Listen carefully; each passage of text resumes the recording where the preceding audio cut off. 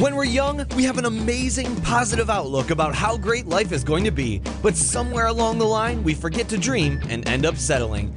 Join Up Dots features amazing people who refuse to give up and chose to go after their dreams. This is your blueprint for greatness. So here's your host, live from the back of his garden in the UK, David Ralph. Yes, hello there. Do you know, one of these episodes, I'm actually going to sing along with that. I have this urge to burst into song as that's going, and I've never had the courage to do it. So one of these episodes, you will hear me burst in, go live. So how are we all today? I hope you're good, because we have got another great guest on the show to join up dots with me and look back over their life at the key pivotal points that have led them to where they are today. So let me introduce you to today's guest. On the show is a man who is fascinated with the process of entrepreneurship. What makes someone fight through so many obstacles to achieve success? Why do some people seem to literally have no obstacles and breeze through to a life of abundance and fulfilment? Well, today's guest has taken it on himself to go out and discover for himself. With his online video resource, Trep Talks, he has managed to have one-on-one conversations with movers and shakers, with the likes of Ferriss and Kawasaki, to name just two. So how has he positioned himself to get into the minds of such startling, successful folk? Well, I'm certainly going to try my best to find out. But Trep Talks is just one small area of a life that must keep him madly busy, as he's also an experienced e-commerce professional, founder of yogamatstore.com, with a passion for yoga and fulfilling the role of energy practitioner, which I'll be honest, I'm not sure what that is at all, really. So let me find out as much as I can whilst I have the chance to talk with the one and only Sushant Misra. How are you today, sir? Hey David, I'm doing great, and really appreciate that great introduction. It's much better than I could have ever written, and it's definitely a pleasure to be on your show today. Thank you so much. But you could write that easy, because that's your life, isn't it? You should be able to sit down there and just join up the dots and know exactly what you're all about. Yes, but the language and the way you put it was, or maybe it was just the way you spoke.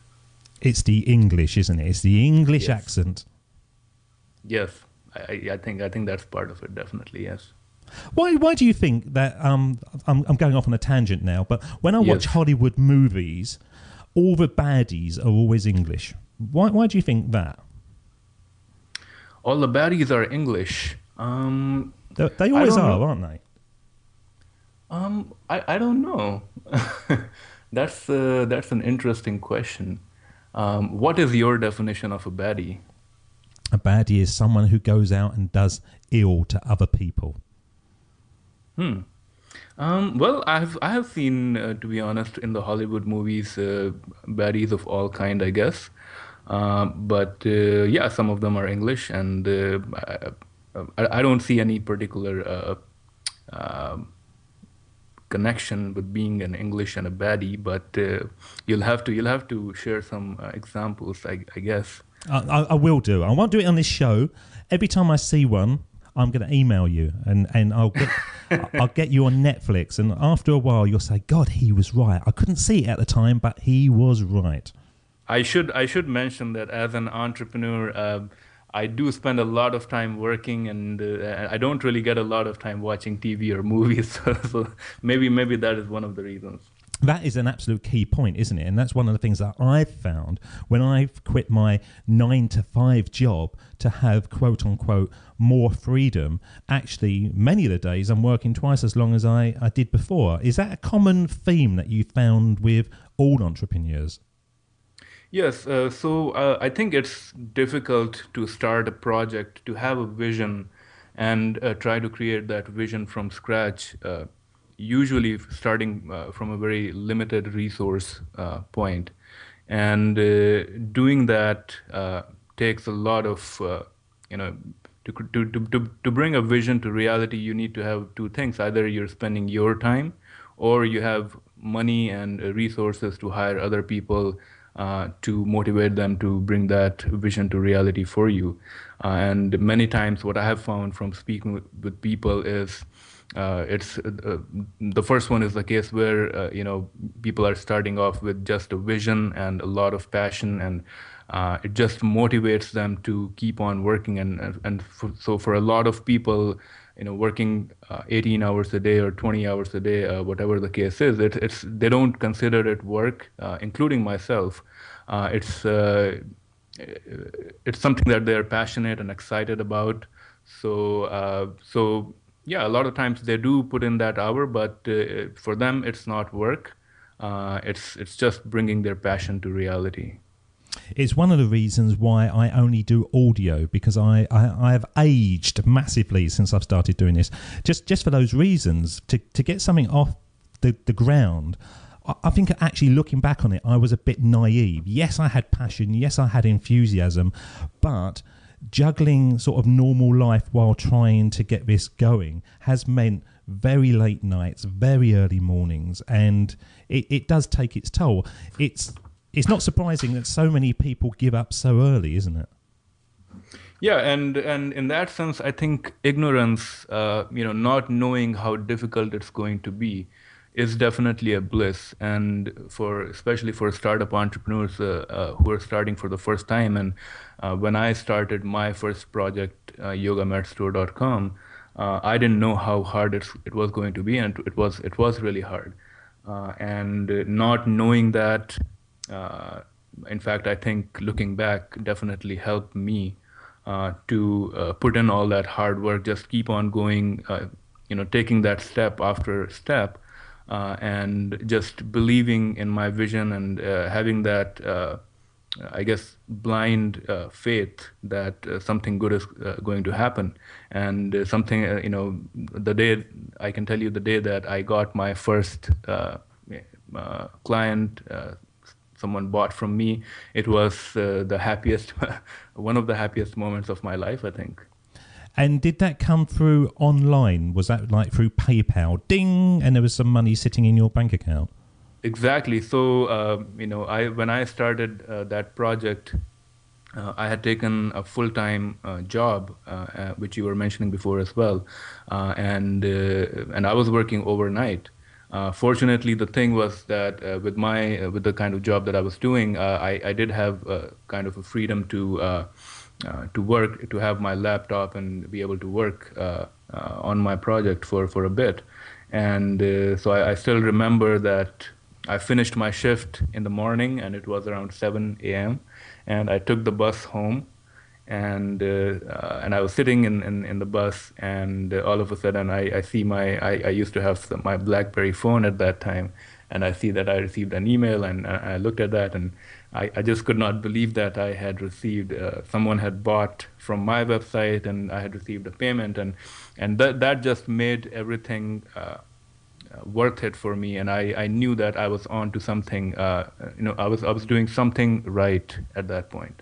You can never go back from that moment, can you? I've done affiliate programs, and for listeners out there who aren't really sure what we're talking about, you set up products that can be sold virtually off of a website. So you have all the hard work setting it up, but then you can go to sleep and make sales while you sleep. And I've had a few sort of affiliate sites. They're still running now, bringing in odd pounds every month and stuff.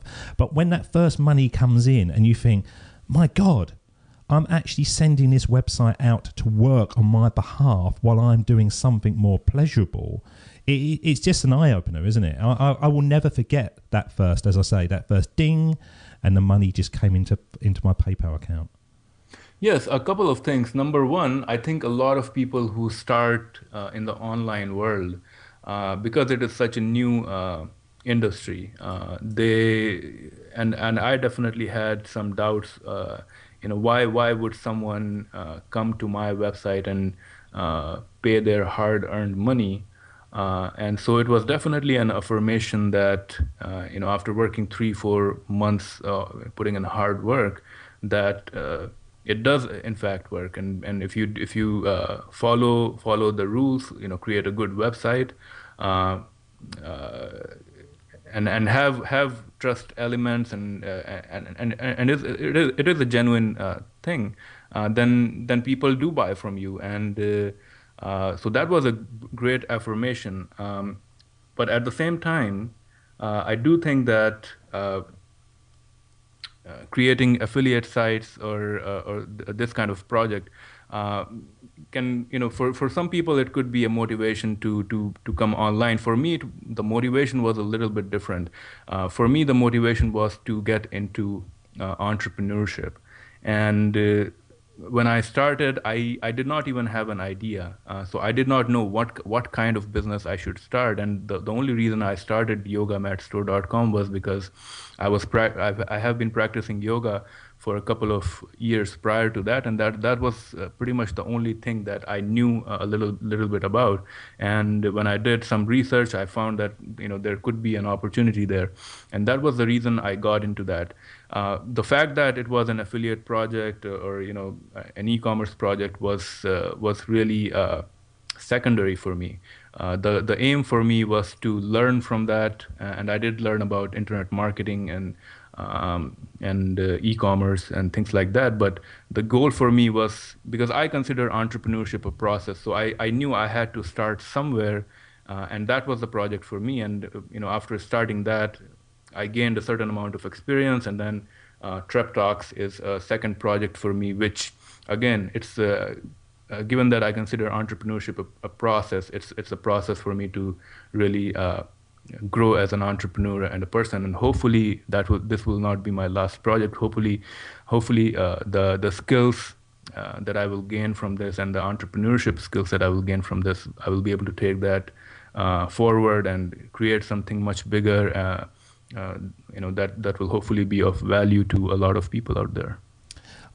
I'm on a similar path to you, and a lot of what you were talking about there resonated with me strongly. And one of the things that really resonated, and I'm sure it resonates with so many people out there, was the fact that you were saying, even though you were putting in the heavy hours on yogamatstore.com, I struggle to say that, yogamatstore.com, you still had doubts.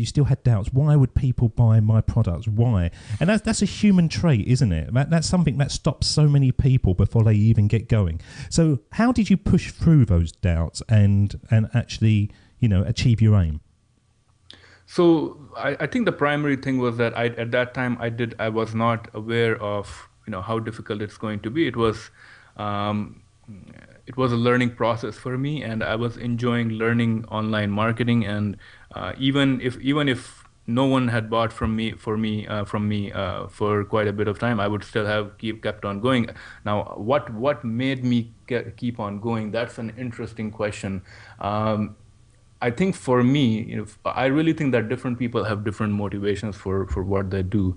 For me, I had recognized when I was still in college, I had the chance to run a non-profit organization, and given that I am originally from India, and although now I live in Canada, Indian and Asian parents often tell their children, you have to become a doctor, or you have to become a software engineer.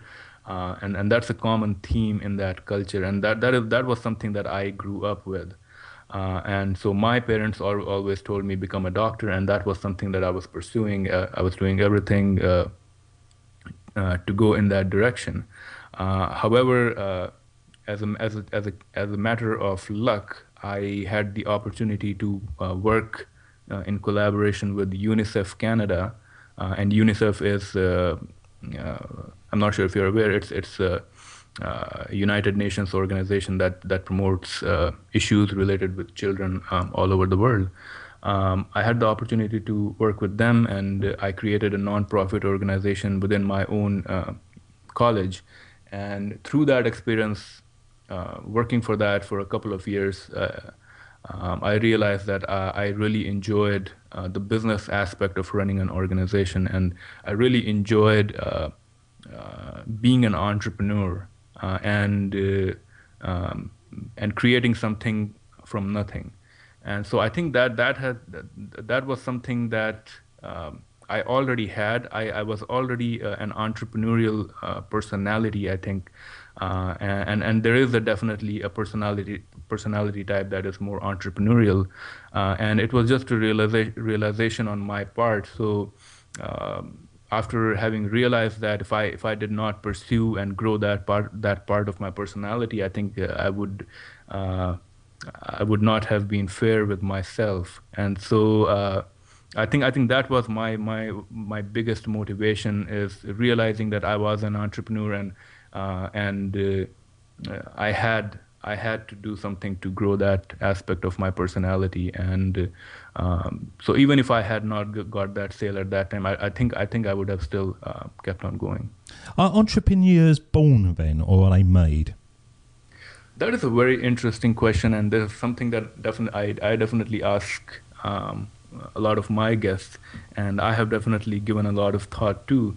It's an interesting question. I really think there are two kinds of entrepreneurs. There are people who have an entrepreneurial personality, and then there are uh, people whom I call accidental entrepreneurs.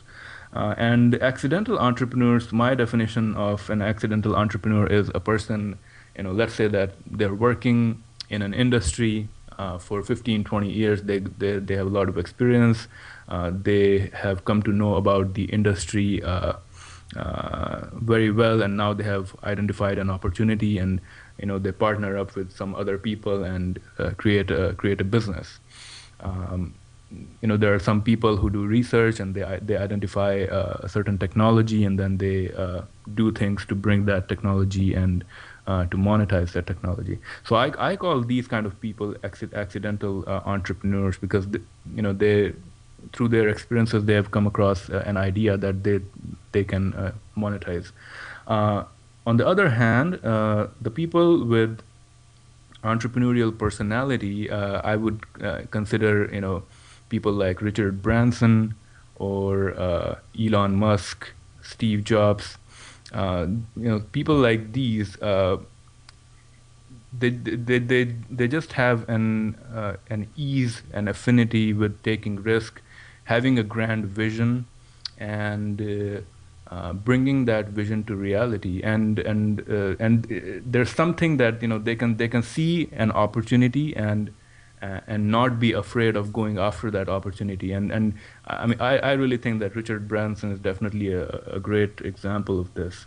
And the people with entrepreneurial personality, I think some of the traits that they have are, the ability to take risks easily, the ability to manage their emotional state, so that whenever they're facing a failure or some sort of setback, they can bounce back from that very easily.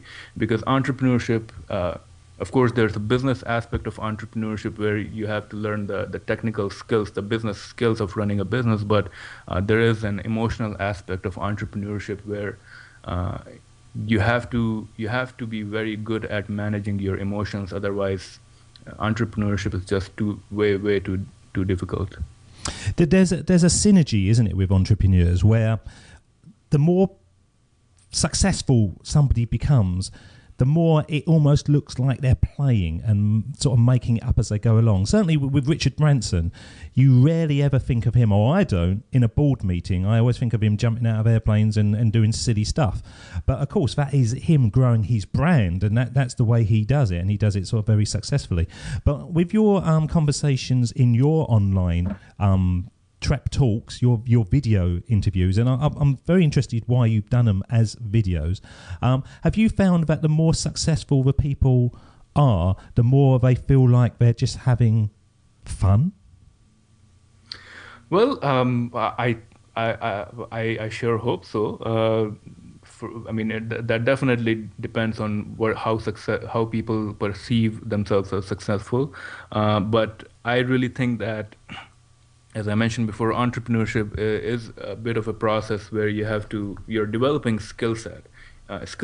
You're developing your business skill sets, you're developing your emotional skill sets, and it's just like any other craft. A painter, he or she paints again and again and becomes better as a result of it 10 years down the road. It's the same with entrepreneurship. You're just doing things again and again. You're getting familiar with other skill sets and other ways of doing things, and there comes a point where it definitely becomes easy and to give the analogy of a musician, there comes a point where you start improvising. And I think people like Richard Branson, who are definitely so experienced, are at that level of expertise where, for them it's almost improvisation. And so, I have no doubt that he's having a lot of fun being successful and being an entrepreneur at this point in his life. Now, the other thing also, as I mentioned, successful entrepreneurs, there's definitely an emotional aspect. That there's also a mindset aspect of being a successful entrepreneur. The successful people that I have spoken to a lot of times, I find that their mindset is the way they think is a little bit different from a regular chap. And it comes, I think it's more of a positive sum mindset, and it's about they inherently have a desire to help people and to give, not give at the expense of their own business or themselves, but they usually try to find interactions and business opportunities and people that they deal with where the interaction is positive for both parties, and not only positive but as a synergy, it leads to bigger outcomes than they could achieve on their own. So I definitely think that there is a mindset aspect to success and to being a successful entrepreneur. And successful folk, and I've mentioned this in numerous interviews, but they give back to people who you wouldn't expect them to help out. Certainly in my early starting point on this, I was just randomly contacting people saying, would you please come on this podcast? You've never heard of me. The show hasn't gone live. I've never recorded one before. There was absolutely no reason for anyone really looking at it now to go, yes, I will. But literally everyone did. And they said, yes, okay, I will do that. And I think with people who are successful, they realise that there was a starting point to them as well. And they want to give back, don't they? That is very true. Any entrepreneur who has gone through that process of struggling and trying to make it from very difficult circumstances, and I definitely come in that category. They definitely realize that the next generation of entrepreneurs, it's so important to give back, because I and other entrepreneurs are able to do something because other people gave something of themselves, gave freely, so that is a very important part. Giving back is an important part. When you started Trep Talks, why did you go video? Why did you actually film them? Because in many ways it's harder to do. But anyone who's setting up those kind of things, you've got sort of bandwidth problems and all those kind of stuff. It's so much easier, I think, doing what I'm doing and just connect two mics basically and bang, record it. So what was it about the video side that intrigued you? Well, for a variety of reasons. I think the biggest reason is that I, as a person, I believe in videos. I'm more of a visual individual, and when I'm taking a course or doing anything else, I prefer video to any other medium. That is just me, and I really believe in video. And so I think that was the biggest reason. The second reason would be that I know that video is growing as an industry, in internet marketing quite rapidly, and the industry is moving toward in that direction. So from that aspect also, it made sense that I do something in a video format. The third reason is that when I started, I was quite an amateur, and I did not really have I knew that I want to do something from this, but I did not know what exactly. And so I just started, and I knew I had some idea that it will have something to do with videos, So with just having that intuition, and this is something that I've learned in my life within the last few years, I've learned to listen to my intuition more and more.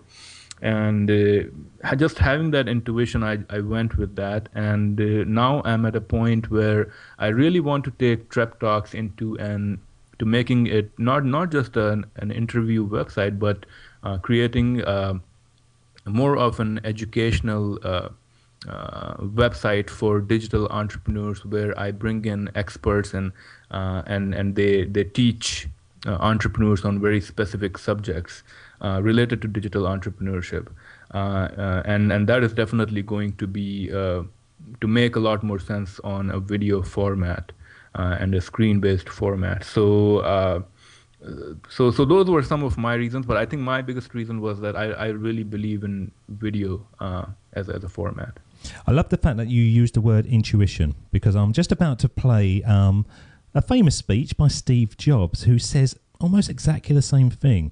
This is back in 2005, but he was saying that you really need to trust your gut more than anything else. So I'm going to play it, and then I'm going to ask your feelings about his words. Of course, it was impossible to connect the dots looking forward when I was in college, but it was very, very clear looking backwards 10 years later. Again, you can't connect the dots looking forward. You can only connect them looking backwards. So you have to trust that the dots will somehow connect in your future. You have to trust in something, your gut, destiny, life, karma, whatever, because believing that the dots will connect down the road will give you the confidence to follow your heart, even when it leads you off the well-worn path, and that will make all the difference. So Mr. Jobs is pretty much saying exactly what you just said.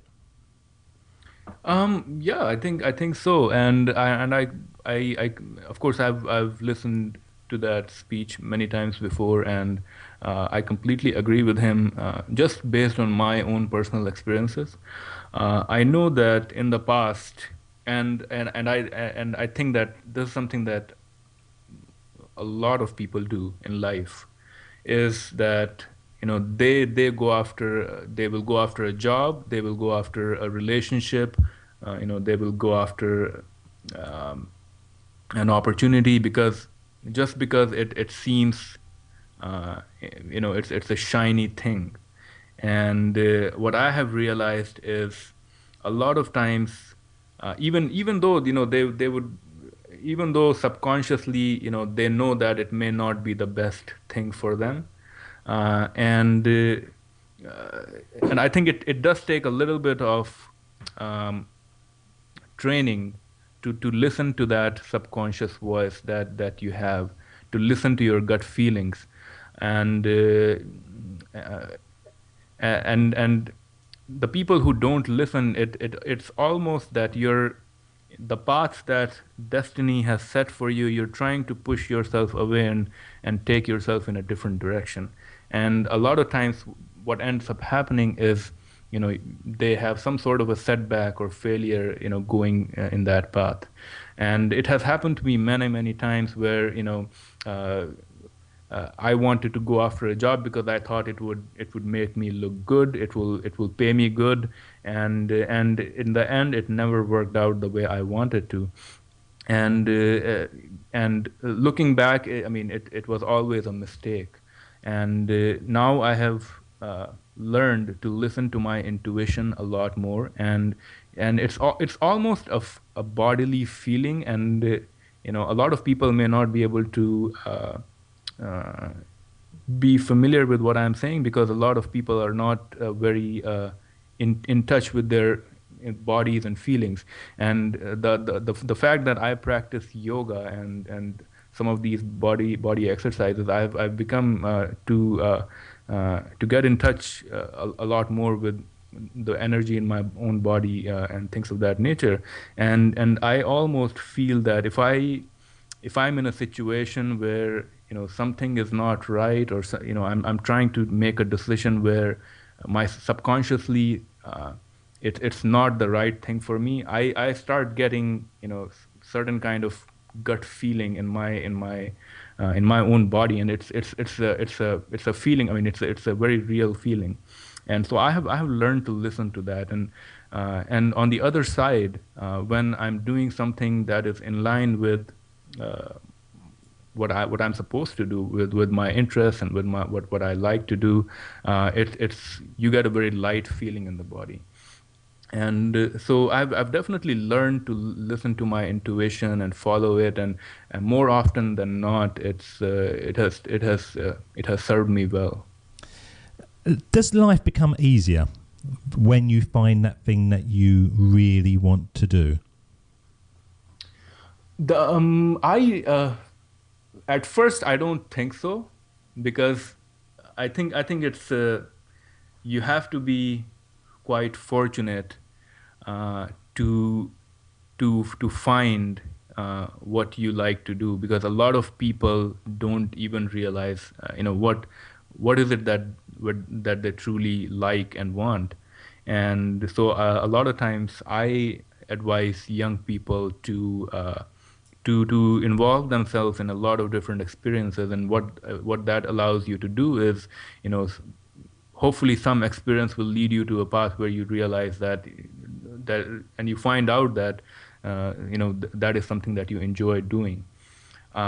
Will it make the life easier? I mean, initially I probably don't think so, because to get better at anything, you have to keep at it, you have to work hard, and you have to keep at it for a long period of time. But the only thing is that if you are doing something that you like, you're going to keep on doing it, even if you're not getting paid, or even if you're not getting some concrete rewards out of that. And as a result of it, eventually you are going to get better at that, and hopefully life will get better as a result of that. I think your life is getting better. I've only met you tonight. This is the first time that we've ever spoke, but just listening to you, you have a belief in yourself that life is going to become very good indeed, haven't you? I do have a very strong belief that life is going to get better. Otherwise, I would not keep on doing what I'm doing. And the only reason for that is that I know that as a result of what I'm doing, I'm creating myself a very valuable individual in terms of the skills and what I have to offer to anyone and to the world. And I know that valuable people don't go unrewarded. So I do have a very strong belief that my life is going to get better. And you're, of course, working at it, because one of the things I want to get into literally all these episodes is when you first started your journey, your path on whatever it was, yogamatstore.com or whatever, there might have been things before that. You didn't know what to do, did you? None of us know what to do. We have these ideas and we sit there and we think, right, okay, how do I do this? And you start by researching, and you get on the internet and you look around, and then you try to surround yourself with people that are doing what you want to do, to kind of pick up skills and stuff. How far away from the finished article were you when you first started? I was way too far. So I was born in a small town in India, almost a village, and I was a very, very shy individual, even up until by the time that I came to Canada, when I was like 17 or 18 years old. And when I got here, there was no one to support me. I got myself enrolled in a high school, and I was working 3 jobs while working at high school and supporting myself. And I had no support system in Canada. I didn't know anyone, and I didn't know how the system works. So I was a very naive individual, and I've had quite a few experiences because of that.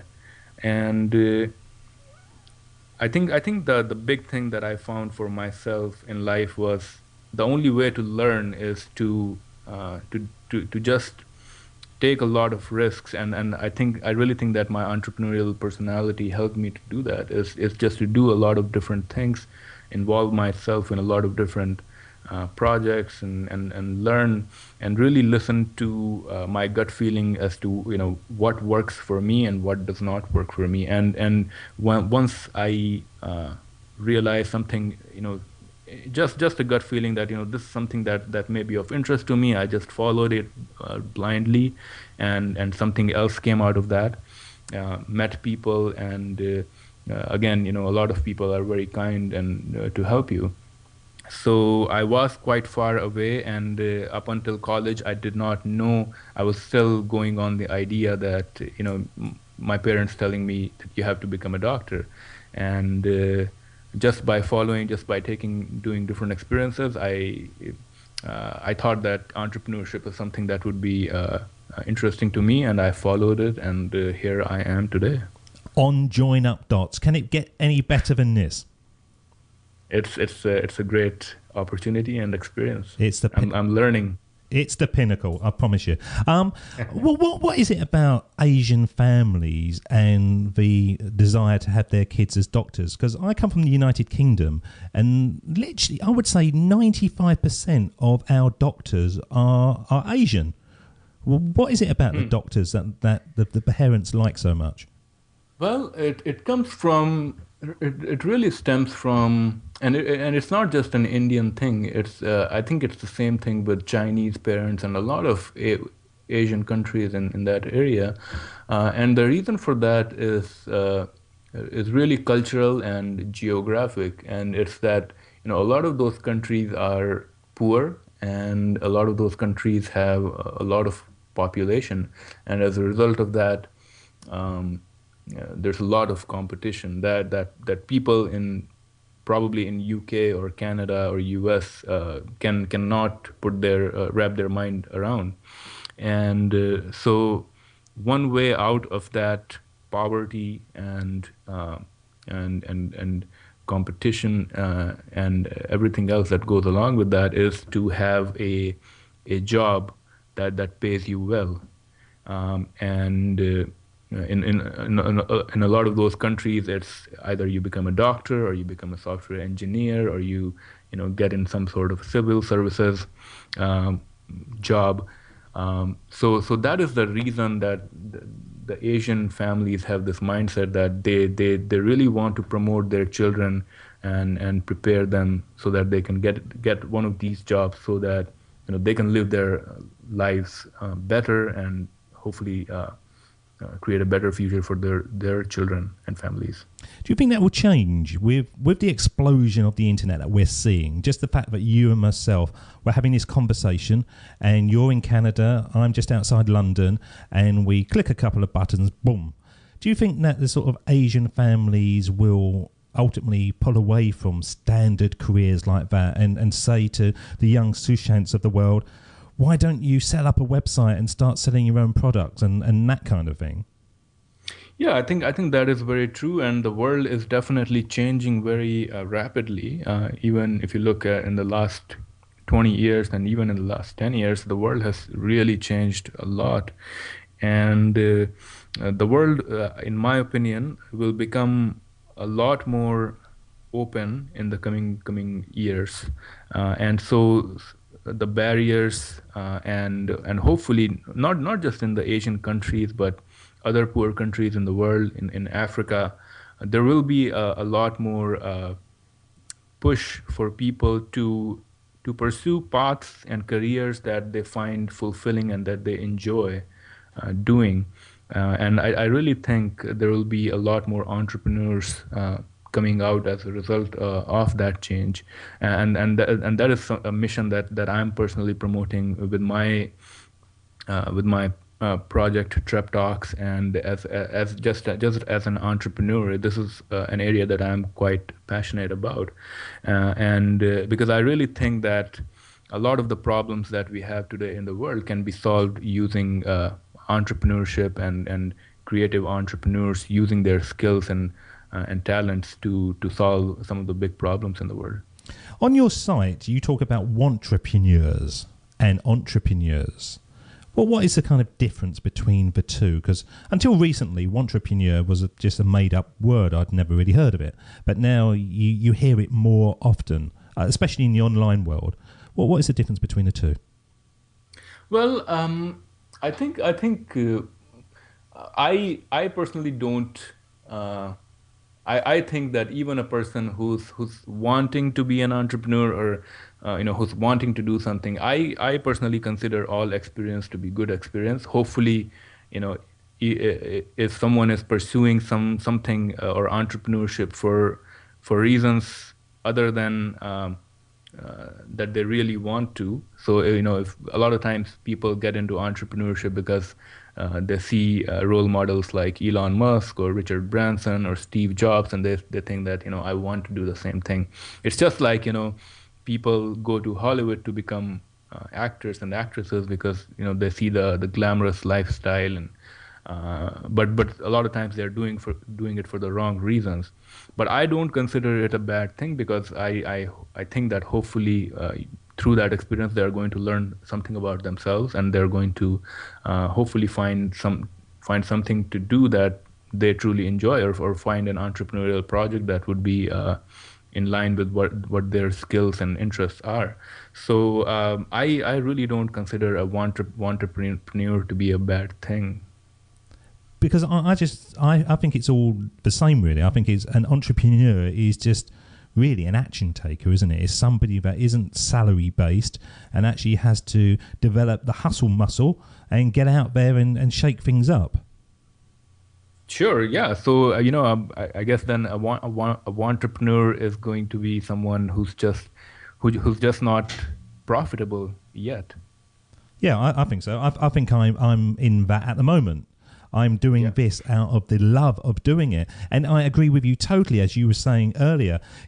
Ultimately, if you provide enough value to people, and certainly the feedback I'm getting is that people are enjoying the shows and are gaining insight into a new life, but you will ultimately get your rewards.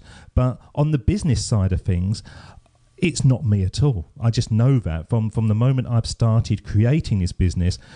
The away from the mic time is just hard work, and I would like nothing more than to just walk in, turn the mic on, have a conversation and walk away and let somebody else do all the rest of it. So I don't think I'm an entrepreneur at all. Do you?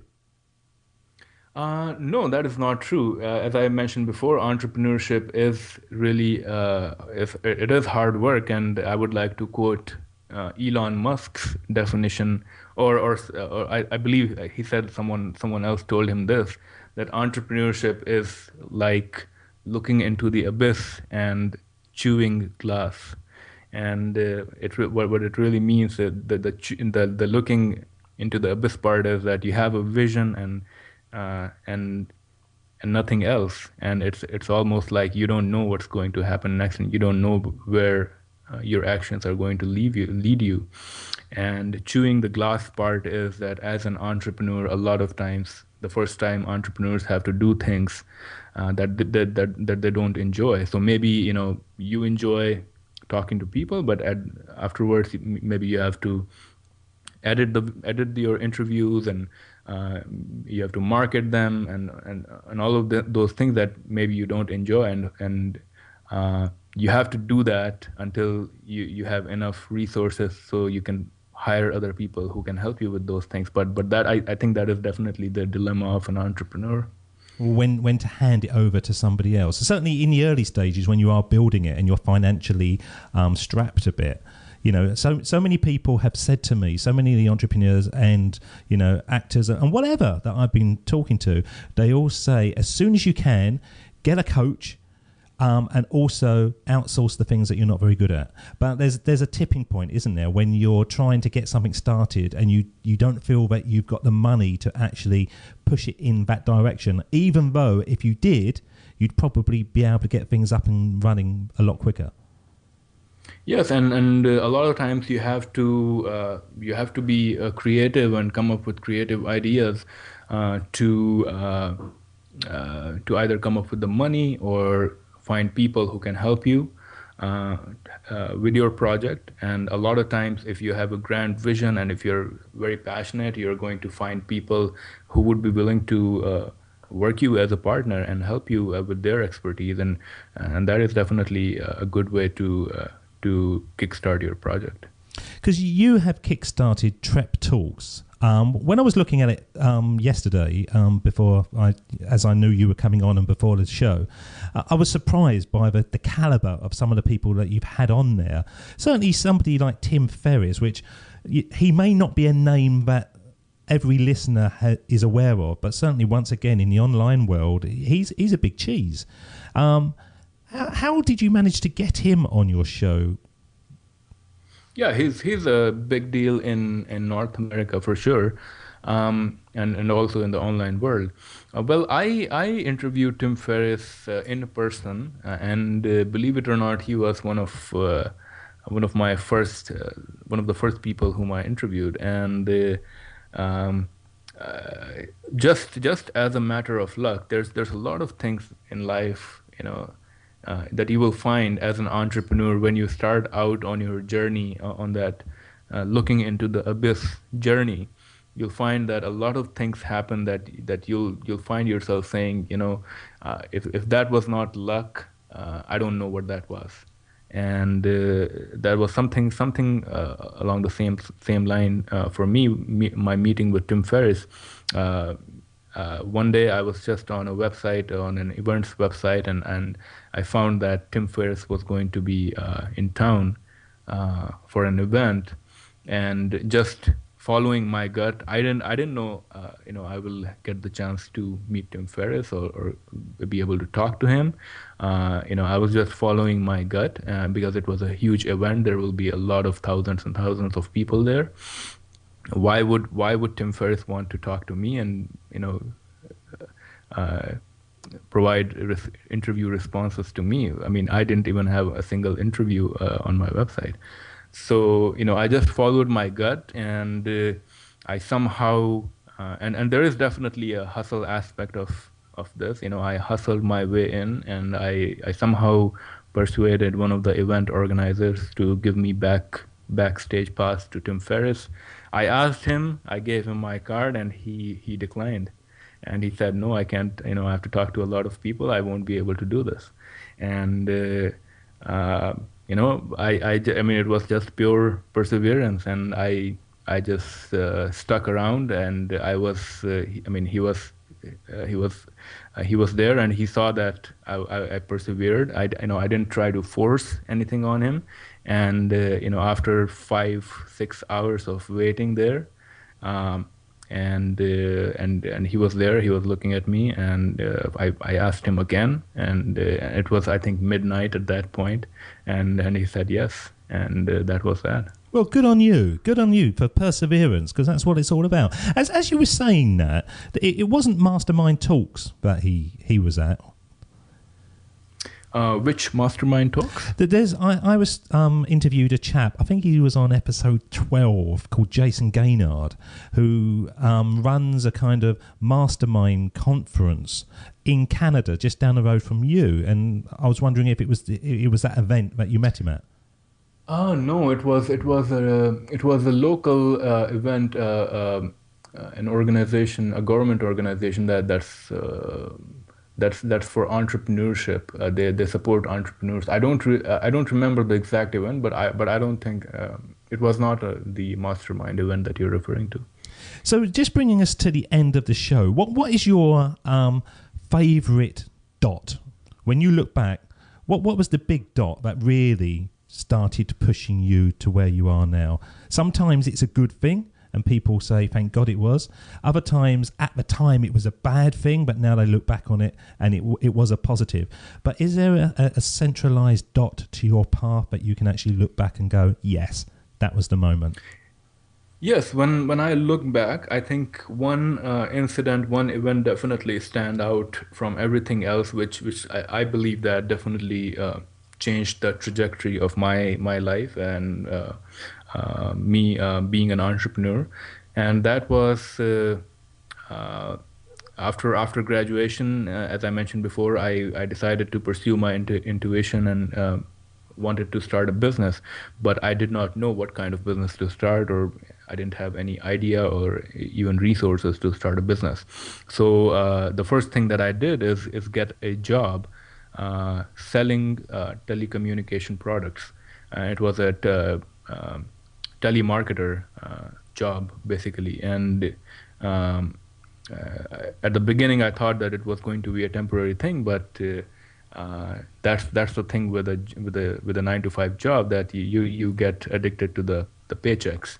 And so, after 6 months, 7 months down the road, I found myself really hating the job, because I didn't want to do that, and I realized that that was not something that I wanted to do in life, and that was not the reason I did not pursue a career in my chosen field of study. And so one day I just got fed up without any reason. I wrote my resignation letter and I handed it to my manager, which in hindsight seems like a pretty stupid thing to do. But I handed it to her and I walked out. And I really think, at that time, after I had given that resignation letter, I didn't have any sources of income or any places to support myself. I may have had a few dollars in my bank account. And after getting over the negative feelings of not having encountered anything like that in my life, I realized that I was free, and I could that forced me to come up with an idea and pursue that. And I really think that if I hadn't done that, and if I had gone back to a 9-to-5 job, I would be at a different place today than I am right now. And I think every single one of our guests have said the same thing. And I can personally pinpoint my dot. It wasn't a good time in my life, but I look back on it and go, thank God for that, because I wouldn't have found my path here. Just before we let you go, Sushant, this is the part of the show which I like to call the sermon on the mic. And this is when we make you a time traveller and we send you back to have a one-on-one with your younger self. What will you say to them if you manage to sit on the sofa with your 11-year-old version, your 5-year-old version? So I'm going to play the music, and when it fades out, I'm going to go quiet, and you're the presenter of the show, as this is the Sermon on the Mic.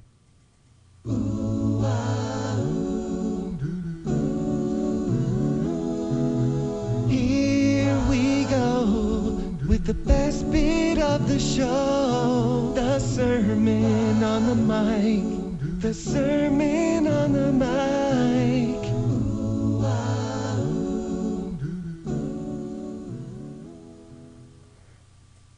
Well, if I had to go back and talk to my younger self or the younger people, the younger generation, my biggest advice would be, because young people a lot of times don't have a lot of life experience, they don't know what they're good at yet. So my biggest advice to you, and something that I would have loved to do at a much younger age than I could, is don't wait for life to happen to you. Don't wait until the time that you're going to get a job and start a family and things like that. You make life happen for you, because there's nothing and no one stopping you from making that happen. So if you don't know about yourself a lot, just involve yourself in a lot of different experiences, get a lot of life experience, and it's going to help you in life in general. So that would be my biggest advice. Don't wait, because there's nothing. If you take action, you will realize that you have all the skills and resources, personal resources, to do anything that you want. And so there's no reason to wait and make life happen for you. And if you haven't got the skills, most of the time you can learn them. Yeah, skills you can always learn, yeah. So how can people connect with you, Sushant? The listeners out there that I'm sure have been inspired by your conversation. We've mentioned Trep Talks. We've mentioned yogamatstore.com. Still can't say it. I'm going to practice that. How can people connect to you? Yes, so Trep Talks is my current website, and it's a web-based show. And soon going to be an educational platform where anyone who's interested in online marketing or anyone who is interested in finding clients online or generating revenues online, can go there and learn from very experienced entrepreneurs and experts and online marketers directly, and reduce their learning curve, because these people are sharing the best thing that has worked for them, the only thing that get you results. So I would invite you to visit my website. It's treptalks.com, and you have all the different options. You can connect with me on Twitter, Facebook, Google Plus. From there, if you want to contact me, go in the contact section and you can easily get in touch with me. So I would highly recommend and invite you to visit my website. Well, I'm so glad that we got in contact with each other, because you've been an absolute delight on the show today. You've been open, generous, and of course talkative. And the beauty of this show is our histories keep on going forward. So in future times, if you've got something that you want to come back and share with us, come back up and we can connect the dots again, because I believe that looking back and joining up our dots is actually the best opportunity that we have to build our future. Sushant, Misra, thank you so much. Thank you so much for the opportunity, David. I really enjoyed it, and I wish you all the best. David doesn't want you to become a faded version of the brilliant self you were once to become. So he's put together an amazing guide for you called the 8 Pieces of Advice that every successful entrepreneur practices, including the 2 that changed his life. Head over to joinupdots.com to download this amazing guide for free, and we'll see you tomorrow on Join Up Dots.